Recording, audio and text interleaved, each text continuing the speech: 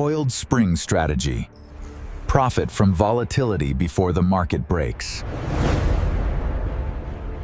This scale illustrates a pricing reality from 1637, where 6,000 florins could buy a luxury canal mansion in Amsterdam, a herd of livestock, or 24 tons of wheat.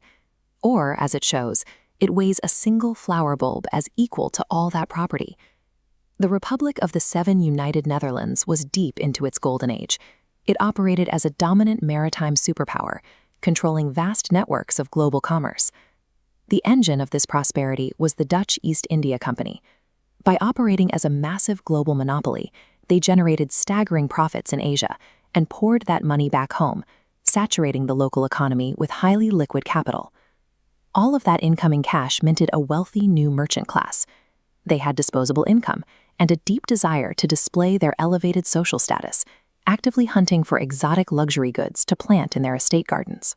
When you have a massive influx of sudden wealth desperately chasing social validation, you create the perfect conditions for an irrational market. The economy becomes a tinderbox, waiting for a spark. That spark arrived from the Ottoman Empire. Botanists imported the tulip, and Dutch collectors immediately obsessed over it.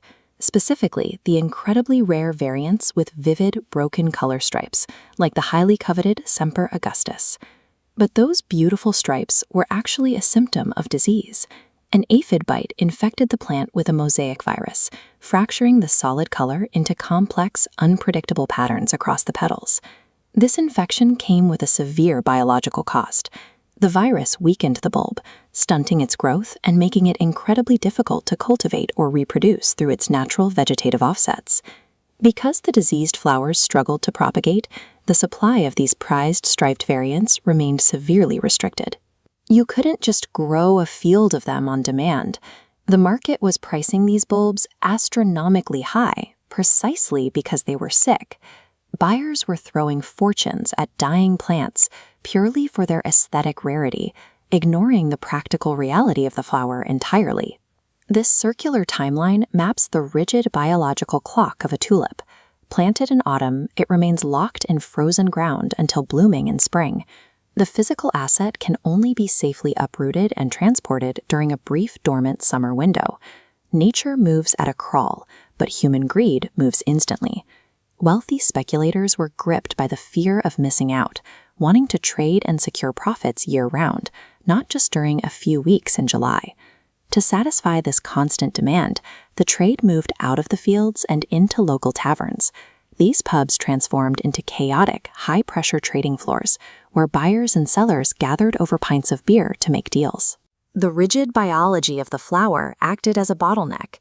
It was physically impossible to exchange a bulb that was still growing underground.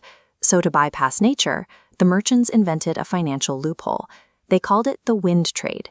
Instead of exchanging a physical flower, buyers signed agreements promising to purchase a specific bulb the following summer at a fixed price, effectively creating the modern futures contract. These paper agreements formalized theoretical trades, legally binding individuals to enormous debts for goods that were still buried under the dirt. This system introduced leverage. Buyers skipped full price up front, putting down a tiny deposit to control massively expensive assets. They'd immediately flip that contract to a new buyer at a markup, the price growing exponentially before the flower ever bloomed. The invention of leveraged futures contracts completely detached the asset's price from its physical reality. The flower no longer mattered at all. A slow botanical market had mutated into a high-speed financial casino. The turning point arrived in early February 1637 at an auction in the city of Haarlem.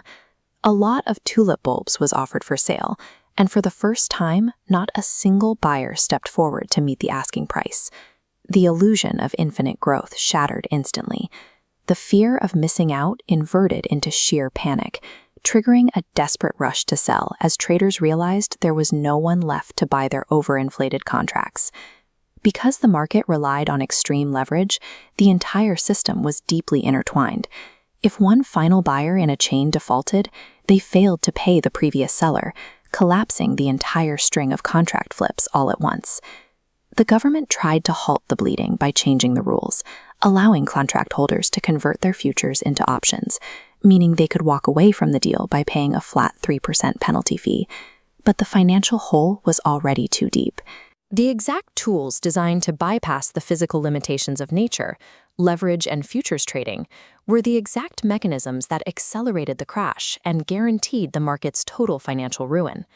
The cultural backlash to the crash was fierce, perfectly captured in contemporary Dutch satire. Painters depicted the trading floors populated entirely by monkeys dressed in human clothes, mocking the blind, animalistic greed that had overpowered the supposedly rational merchant class. The specific underlying asset didn't really matter. It happened to be a diseased flower bulb in 1637, but the crisis was driven by the structure of the trade, not the botany. The mechanics of unchecked leverage and speculative mania have driven modern financial disasters just as effectively, from the subprime mortgage collapse to the extreme volatility of digital tokens. Whenever a massive surge of sudden wealth collides with poorly understood financial instruments, human herd psychology will reliably manufacture a bubble, and in every century, financial gravity always pulls it back down.